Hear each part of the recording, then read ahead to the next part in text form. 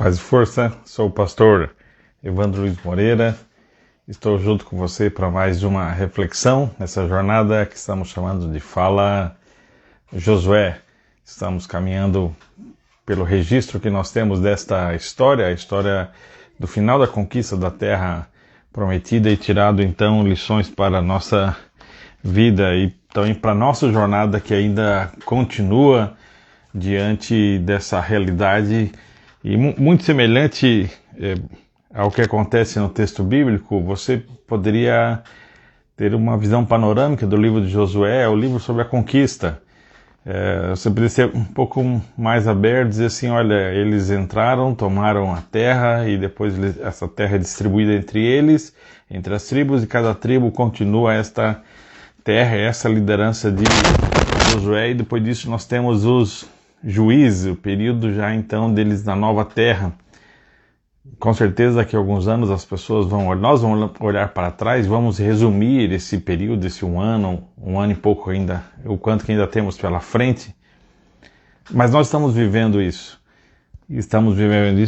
vivendo isso capítulo a capítulo. Eu e você ainda estamos terminando esta jornada, e isso é capítulo a capítulo. E hoje eu quero olhar com você dois capítulos. Eu não vou lê-los por completo, vou indicar alguns trechos desse capítulo e mais uma vez tirar uma lição para a nossa jornada que ainda continua.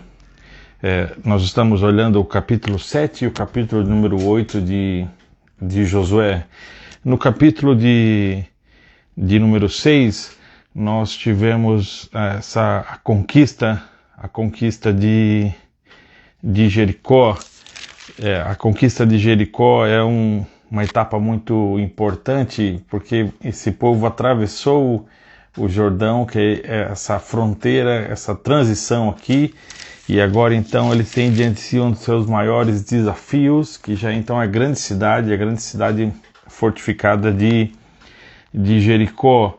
Então nós temos aqui a marcha, o capítulo 6 então nos registra essa conquista, a conquista de Jericó. E o capítulo número 7, então esses dois capítulos eu queria olhar com você, o capítulo 6 e o capítulo 7, nós temos um outro confronto em escala muito menor, mas que ele termina em frustração, que é a derrota que eles têm ao enfrentar uma pequena cidade e o processo que eles vivem então de confronto sobre isso.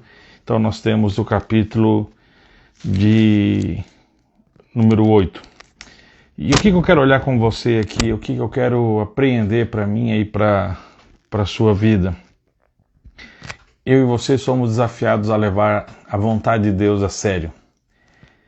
Talvez isso pode parecer muito clichê, né? Levar a vontade de Deus a sério.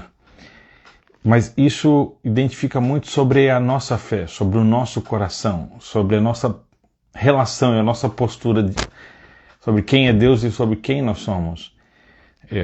Ao lermos Josué, eu e você somos desafiados a levar Deus a sério, levar a vontade de Deus a sério e a reconhecer Deus como Deus. E de onde eu extraio isso para nosso desafio aqui? No capítulo número 6, nós temos a forma, então, da conquista de Jericó. Isso é uma música, é um clássico, né? Um hit parade aí, então, evangélico. Vem com Josué lutar em Jericó. Já os negros spirituals americanos, né? A Joshua Battle, ou seja, a vitória, essa batalha contra Jericó. Esse é tema de muitas canções. Ou seja, esse povo aqui, há uma beleza nesse texto aqui sobre essa perfeição, por isso a repetição sobre os 7, são 7 voltas, 7 sacerdotes, são as 7 trombetas, e a história que eu e você já identificamos. Se você não conhece, eu quero convidar você a mergulhar nesse texto e perceber esses detalhes. Há uma convocação de Deus aqui. E os únicos que serão salvos dessa cidade é Raabe e sua família. Na metade do capítulo 6, a partir do versículo 18, há uma orientação clara de Deus: olha, se afastem das coisas condenadas, ou seja, vocês vão levar algumas coisas como oferta a Deus e o demais será queimado, não pertence a vocês, então fiquem longe dessas coisas, das coisas condenadas, não cobiçem nada nesta cidade. Há uma orientação clara sobre isso e o capítulo então termina descrevendo sobre isso. E há uma expressão até interessante, isso tem a ver com o processo como é escrito o texto bíblico, no versículo 25, falando sobre Raabe, que ela ainda continua, vive, passa bem. Isso, como eu já expliquei em outros momentos, reflete o momento em que o escritor registra a história que já se passou. Então, e Josué faz um juramento sobre a maldição de Jericó, e o versículo 27 diz que a sua fama se espalhou. Então, no capítulo 7, nós temos Acã. Quem é Acã? O povo aqui vai ser descrito como um povo que violou a condenação. Lucas está mandando abraço Lucas para você. Esse povo aqui, ele tinha uma orientação clara de não se contaminar, não tomar coisas. E há então quem fez isso. Eles vão para combater uma cidade próxima, muito pequena, e então eles pensam o seguinte: olha, vamos mandar pouca gente, porque a gente não precisa desgastar o exército inteiro para uma batalha como essa. E eles vão e apanham, vão morrer 36 homens, e é interessante, isso é muito próximo do que nós estamos vivendo, como que a gente avalia os números aqui, né? A questão aqui não é apenas o número de mortes, mas o que isso significa. Ou seja, aqui, embora tenham morrido poucos homens, mas por que o povo se abateu? O texto vai dizer que eles se desanimaram, eles ficaram chocados, eles perderam o ânimo, porque eles saem de uma grande vitória e levam aqui um tombo, ou seja, diante de um confronto que parecia resolvido, muito simples, muito simples. E por que Deus não permitiu a vitória deles? E aqui, então, a resposta de Deus a Josué é simples, porque o povo está em pecado, Israel pecou. E há todo um processo aqui em que Deus vai revelar esse pecado, ou seja, vai separando de cada tribo, de cada família, até chegar à família de Acã, e Acã então confessa. Josué dá a oportunidade a ele para que ele confesse, e Josué diz a ele: meu filho, dê glória ao Eterno, Deus de Israel, e faça a sua confissão a ele. Conte-me o que você fez, não esconda nada de mim. Acã então confessa de que ele tomou então coisas condenadas e escondeu dentro da sua tenda, e os homens vão lá e verificam, conforme ele descreveu, realmente as coisas condenadas estavam lá. E então esse pecado escondido trouxe desgraça. Então ele e a sua família são apedrejados e queimados na fogueira, e todas as suas coisas. E isso aqui parece ser chocante para nós, assim como essa condenação das cidades que são vencidas e as pessoas que são mortas na guerra. Há um choque para nós aqui. Por que hoje eu quero eu e você, chamar a nossa atenção para que a gente leve a vontade de Deus a sério? Porque ele podia dizer assim: ele confessou, Deus podia perdoar e está resolvido. Esse Deus e Deus assim, por que Deus não daria vitória mesmo ele estando em pecado? Por quê? Por causa de um homem. Por que um homem estando em pecado, Deus permitiu que todos eles perdessem a guerra? E é interessante isso, o que está por trás dessas nossas reflexões, porque há um processo muito profundo aqui. É quem está no centro. Ou seja, Deus não é obrigado a nos atender e exercer graça sobre nós quando nós estamos em pecado. Deus não tem obrigação de sempre limpar a nossa barra. Deus não tem obrigação de vir em nosso favor e resolver todos os nossos problemas. Deus não está a nosso serviço. Deus, não somos nós no centro. Quando eu me ponho numa posição de que, tá tudo bem, não tem problema eu viver no pecado, não tem problema eu ter pecado escondido, não tem problema eu desobedecer parte da vontade de Deus, porque Deus é Deus, Deus é um Deus de graça, Deus é um Deus de amor. Mas na verdade, quando estou dizendo isso, eu estou dizendo eu ainda estou no centro e Deus está a meu serviço. E eu não me preocupo que Ele seja Deus, porque se Ele é Deus, Ele não é obrigado a exercer graça sobre mim. Se Ele ainda é Deus e Ele é Deus soberano, eu é que deveria temê-lo e não Ele estar a meu serviço. Quando eu e você brincamos com o pecado e não levamos a sério a vontade de Deus, nós não estamos tratando aqui de moralismo, nós não estamos tratando aqui de religiosidade, mas do modo como nós tratamos quem é Deus e o que é sua vontade para nós. Quando nós levamos uma vida leviana, uma vida sem compromisso, uma vida sem responsabilidade, uma vida sem fidelidade, nós nos colocamos numa posição que nós estamos no centro e Deus, e a graça de Deus, o amor de Deus está ao nosso serviço. Ou seja, nós não vivemos para responder ao amor de Deus. O amor de Deus está sempre a nosso serviço. O amor de Deus tem que vir em nossa direção. Ou seja, eu não tenho que fazer nenhum movimento para Deus. O que nós descobrimos, o que nos é revelado é que quando estávamos mortos no pecado, o amor de Deus veio em nossa direção e nos transformou. Mas a partir desse momento, eu e você respondemos a essa graça, respondemos a esse amor, vivendo de um modo em que nós levamos a vontade de Deus a sério. O povo levou a vontade de Deus a sério e viu a vitória em Jericó, uma vitória estrondosa. Mas lembre-se que a arca estava ali, ou seja, eles obedeceram passo a passo que Deus mandou. Eles não gritaram no sexto dia, eles gritaram no sétimo. Eles não gritaram na primeira volta, eles gritaram na sétima volta. Deus ordenou que houvesse um toque de trombeta longo e eles fizeram apenas depois deste toque de trombeta longo. Ou seja, há uma obediência, uma preocupação em seguir a vontade de Deus e a arca simboliza isso. Agora, nós vemos um modo oposto no capítulo 7, esse momento em que há pecado escondido no meio do povo e eles vão para uma batalha e eles não consultam a Deus sobre essa batalha. Há um erro aqui, ou seja, não se pergunta, Deus, nós devemos tomar essa cidade, como devemos tomar essa cidade, qual que é a tua orientação para que a gente tome essa vontade? E eles fazem a sua vontade.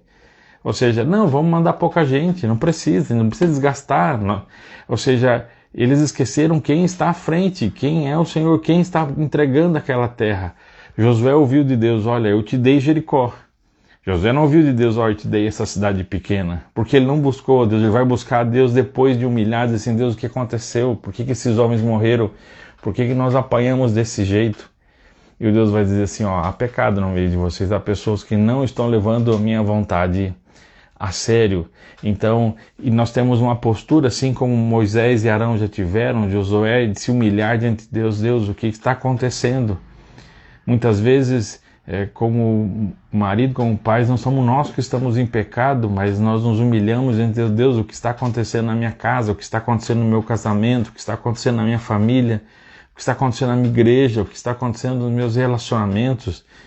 Ou seja, eu e você termos consciência que é necessário levar a vontade de Deus a sério. Nós não levamos a vontade de Deus a sério por causa do sucesso ou com medo do fracasso, mas porque Ele é Deus e nós pertencemos a Ele e nós confiamos nele, queremos viver de acordo com a vontade dEle. Por isso que esse modo nos mostra a maneira como nós lidamos com a vontade de Deus, revela o tipo de relacionamento que nós temos com Deus.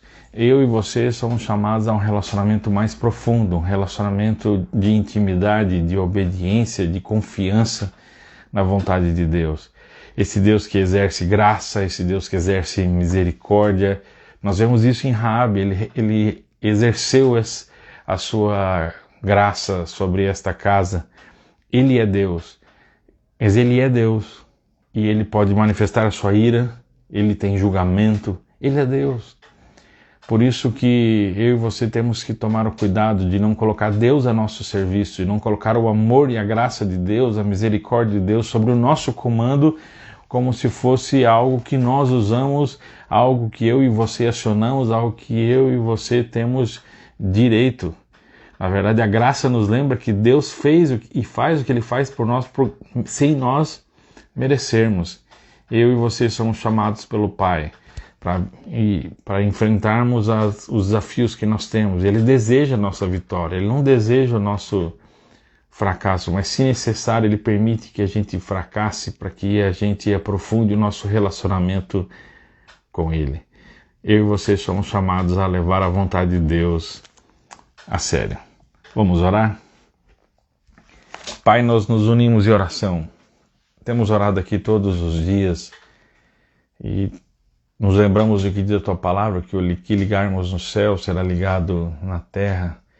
Senhor, nesses dias o Senhor tem ouvido oração não apenas dos Teus filhos, mas também até de pessoas que não creem no Senhor, não confiam no Senhor, mas pessoas que estão angustiadas, estão temerosas, estão vendo seus familiares enfermos e morrendo, Senhor.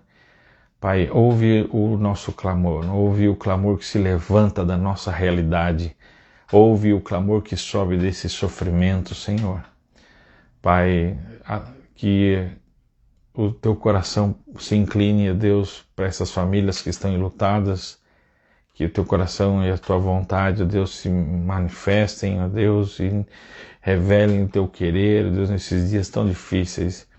Olha com favor, Deus, para aqueles que estão, Deus, internados, esperando um leito, ou estão, Pai, já, Deus, em fase grave. Tem misericórdia, Deus, tem misericórdia diante de todo o quadro que nós estamos vivendo, de políticas públicas, de guerras políticas, ó Deus, de injustiça, Deus, e como tudo isso ainda tem, ó Deus, disseminado e aumentado ainda mais a desigualdade entre nós. Tem misericórdia, Pai, da nossa realidade.